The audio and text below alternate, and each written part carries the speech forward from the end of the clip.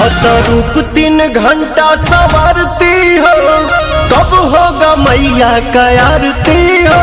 तब पूजा के समैया बिगाड़ती हो, कब होगा मैया का आरती हो।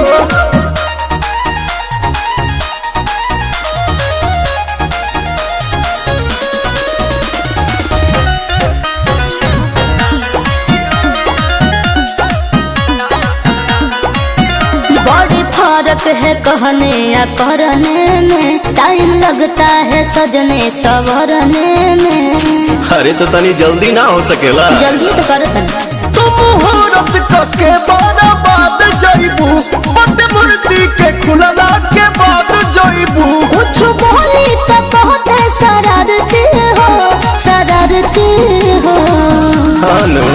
खूब शीशा में सूरत निहारती हो,